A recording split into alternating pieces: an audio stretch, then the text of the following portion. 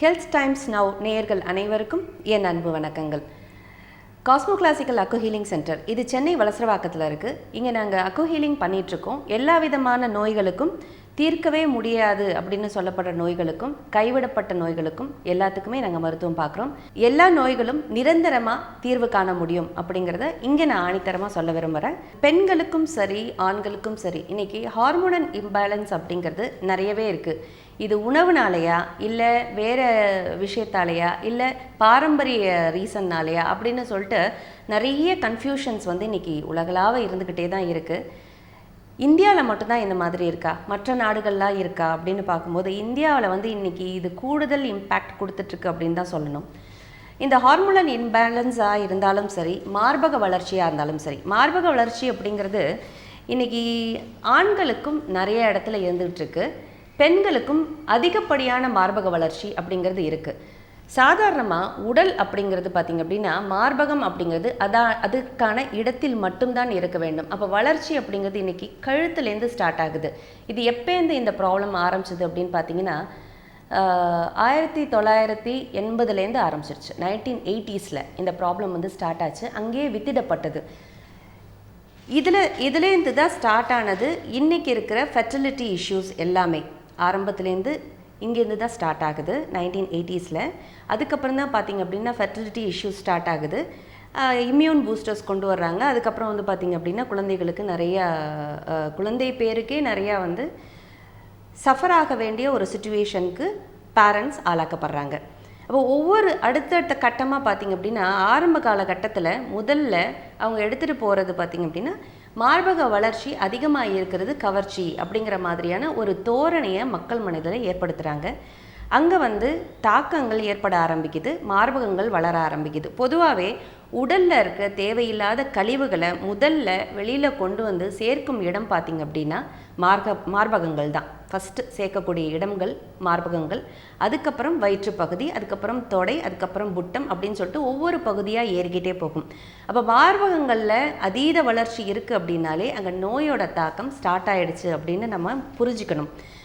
எல்லா நோய்களும் இம்பேலன்சிங்கில் அதை வர்றது தான். இம்பேலன்சிங் அப்படிங்கிறது இங்கே ஹார்மோனல் இம்பேலன்ஸா, இல்லை ப்ரோட்டீன் இம்பேலன்ஸா, விட்டமின் இம்பேலன்ஸா, நம்ம இந்த புரியாத மொழிக்குள்ளே போகவே வேண்டாம். பெரும்பாலும் ஹீலர்கள் பார்த்திங்க அப்படின்னா தெளிவாக புரிகிற மொழியில் மட்டும்தான் பேசுவோம். அதாவது மக்களுக்கு ஈஸியாக புரியணும். முதல்ல நம்ம ஆங்கிலத்தில் பேசலாம், ஏன்னா ஆயிரம் மொழி தெரிஞ்சிருக்கலாம், 6000 மொழி கூட தெரிஞ்சிருக்கலாம். ஆனால் அத்தனை மொழிகள்லையும் சொல்ல வேண்டிய அவசியமே கிடையாது. பாமர மக்களுக்கு கூட புரிகிற அளவுக்கு ஒரு சாதாரணமான ஒரு மொழியில் சொன்னாலே போதுமானது அப்படிங்கிறதா. ஏன்னா உடல் கூறு மொழி சாதாரண மொழி தான். இந்த சாதாரண மொழியை எதுக்கு நம்ம அப்நார்மல் ஆக்கி அதை இம்பேலன்ஸ், ஹார்மோனல் இம்பேலன்ஸ் அப்படின்னு சொல்கிறது, ப்ரோட்டீன் இல்லை, டிஃபிஷியன்சி, அப்புறம் க்ரானிக் டிசீஸ், இந்த மாதிரியான வார்த்தைகள்லாம் புது புது வார்த்தைகளை பார்க்கும்போது முதல்ல மக்களுக்கு ஏற்படுறது பயம் மட்டும்தான். இந்த இம்பேலன்சிங் அப்படிங்கிறது 5 விஷயம் தாங்க, வேறு ஒன்றுமே கிடையாது. பஞ்சபூதம் அப்படிங்கிறது உலகத்தில் எல்லா இடத்துலையுமே பரவி இருக்கிற ஒரு விஷயம். அது உடலுக்குள்ளேயும் இருக்குது. இந்த பஞ்சபூதத்தில் நீங்கள் 2 பூதங்களை டெய்லி பார்ப்பீங்க. மூச்சு விடுறோம், காற்று பூதம், நீர் வெளியேறுது, வியர்வையாகவும் வெளியேறுது, யூரினேஷனாகவும் வெளியேறுது. அப்போ நீர் இருக்குது, உள்ளே நீர் எடுக்கிறோம், வெளியில் நீர் வருது. இது நீர் மட்டும்தான் வருதா அப்படிங்கிறது அடுத்த கேள்வி. இதில் நிறைய விஷயங்கள் வெளியேறும். நமக்கு உடலுக்கு தேவையில்லாத விஷயங்களை வெளியேற்றிக்கிட்டே தான் இருக்கும் உடல்.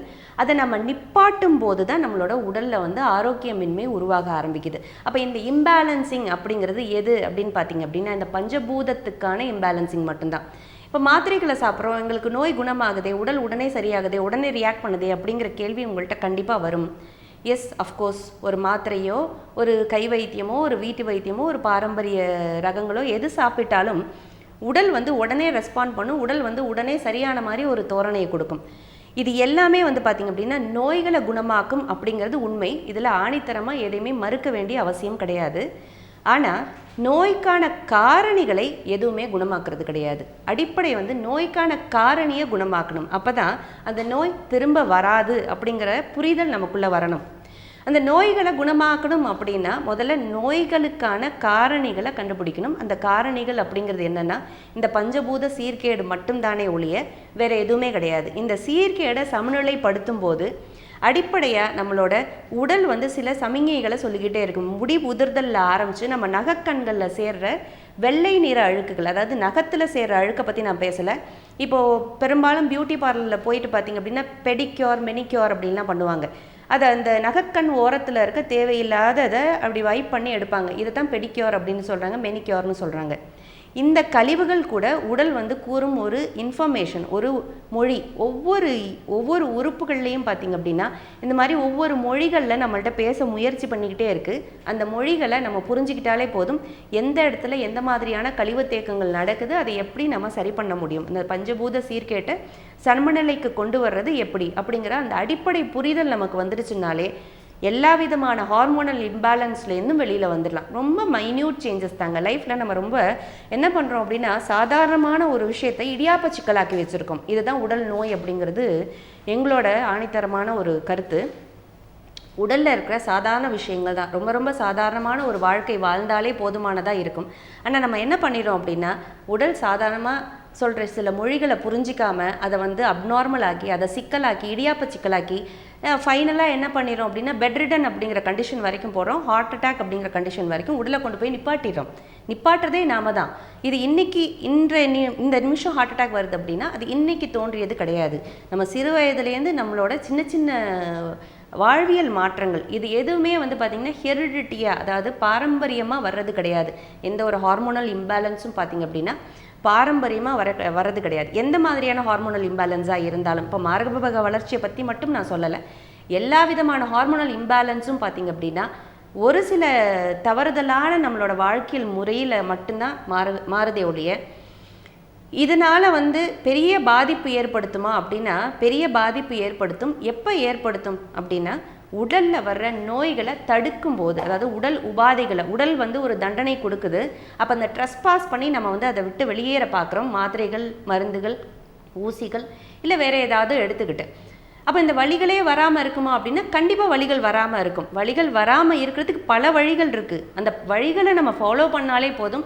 ரொம்ப சின்னதான ஒரு விஷயம் தான். இல்லை எனக்கு வந்து மிகப்பெரிய ஆஃபீஸர், நான் வந்து 24 hours நான் ஒர்க் பண்ணுற ஆள், அதனால் என்னால் இதெல்லாம் ஃபாலோ பண்ண முடியாது அப்படின்னா 24 hours ஒர்க் பண்ணுற ஆளாலையும் ஃபாலோ பண்ணக்கூடிய ஒரு ரொம்ப சிம்பிளான ஒரு விஷயம்தான்.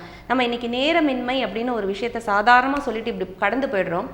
நேரமின்மை அப்படிங்கிறது இன்றைக்கி கிடையவே கிடையாது. முன்னாடி எல்லாமே வந்து பார்த்திங்க அப்படின்னா உடல் உழைப்பால் தான் இருந்தது. வீட்டு வேலையாக இருந்தாலும் சரி, ஒரு வெளியில் போகிறதா இருந்தாலும் சரி, நடந்து போய்ட்டு இருந்தோம். இல்லை இப்போ எல்லாமே டிரான்ஸ்போர்ட்டேஷன் இருக்குது, எல்லா விதமான டிரான்ஸ்போர்ட்டேஷன் இருக்குது. யாருமே நடந்து போகிறதில்ல, எதையுமே கையாலேயோ காலாலேயோ செய்கிறது கிடையாது. எல்லாத்துக்குமே ஒரு மெஷின் வச்சுருக்கோம். இப்போ ஃபோன் பேசணுன்னா கூட முன்னாடியெல்லாம் பல நாள் வெயிட் பண்ண வேண்டியிருந்தது. எந்த ஒரு விஷயத்தையுமே டிரான்ஸ்மிட் பண்ணணும்னா பல நாள் வெயிட் பண்ண வேண்டியிருந்தது. ஆனால் இன்றைக்கி சூழ்நிலை அந்த மாதிரி கிடையாது. அப்போ நேரமின்மை அப்படிங்கிறது இல்லை, நம்மளோட ஒழுக்கமின்மை அப்படிங்கிறது தான் இருக்குது. ஒழுக்கமின்மை அப்படிங்கிறது குணத்தை சார்ந்தது கிடையாது, நம்மளோட வாழ்வியலை சார்ந்தது. இதை வந்து குணத்தோட நம்ம ஒப்பிட தேவையே இல்லை. குணம் அப்படிங்கிறது என்டையர்லி டிஃப்ரெண்ட்டு, அது வேறு. இது வந்து ஒழுக்கம் அப்படிங்கிறது ஒழுங்கு. நம்மளோட வாழ்க்கையில் சில ஒழுங்கு முறைகளை கடைபிடிச்சாலே போதும், உடலில் வர்ற எந்த மாதிரியான நோய்களாக இருந்தாலும் ஒரு ஃப்ராக்ஷன் ஆஃப் செகண்டில் வெளியில் வந்துடலாம் அப்படிங்கிறது இங்கே நிதர்சன உண்மை. நன்றி, வணக்கம்.